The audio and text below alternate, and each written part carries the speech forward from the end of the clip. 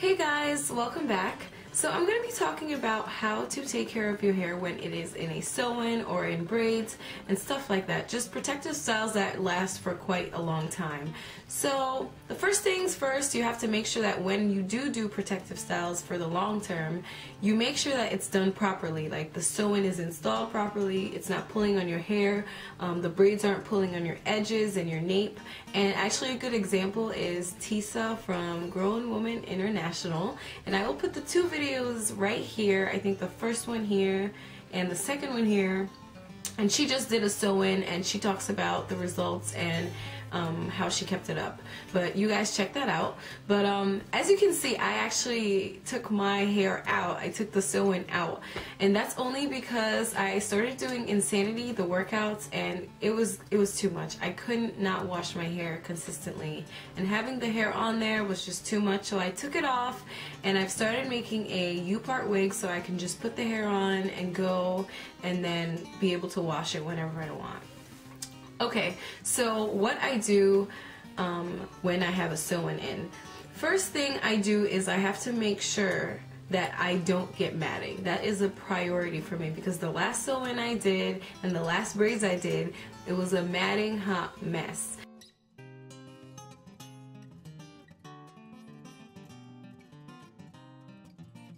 I figured out that the reason why that happened was because I was using products that were a little too heavy for my personal hair type.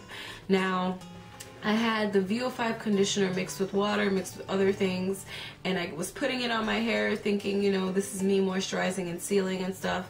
But in 2 weeks time, my hair was matted. Like, I had to take it out immediately. So in order to prevent that, I came up with this little mix of mine. And it's almost finished now because I use it every other day when I have a sew-in in. And I'm going to tell you what's inside. So the first thing I have in here is water. I put a substantial amount because water is, you know, the most common and probably the best source of moisture. The next thing I put is leave-in conditioners that are going to have a purpose. So the first one I use is the Nexxus leave-in conditioner. And that is my moisture-based leave-in conditioner. And I put a little bit of the protein leave-in conditioner, leave-in spray-in from Oscar Blandy. And the reason why I use those two specifically is because they are liquid. They are just like this. And that definitely helps with preventing matting because it just evaporates and it just dries up. So that is definitely one of the things that I had to learn the hard way. So if you can find yourself something that is liquid as opposed to a conditioner or a leave-in that it's creamy, it's probably going to be better for you. Next thing I put is a little bit of glycerin, just because it is definitely good for moisture, and my hair needs more moisture than protein, so I always put a little bit of glycerin to help with the moisture in my hair. And the next thing I put is 2 drops of peppermint, the essential oil, and that kind of just refreshes my scalp every time I spray it on, and I feel the tingling. I kind of massage my scalp. I mean, it makes me feel like, you know, I'm stimulating my hair follicles, which is probably what I'm doing, but I always like that. And I think it's also good as a preservative for the spritz itself. So I like to put some peppermint in it. I think alternatives will be tea tree oil and eucalyptus essential oil as well.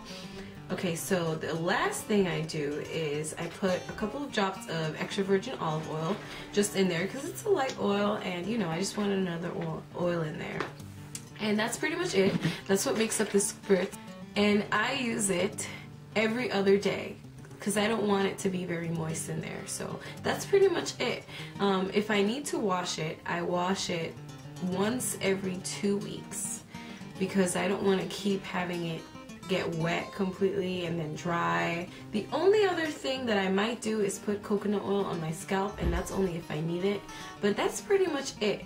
The one thing you want to keep in mind is keeping everything you put in very, very light so that you prevent matting. That is the key. And that's pretty much all I do. I hope some of these tips helped you guys. That's pretty much it. Thank you guys for watching, and I'll see you on my next video.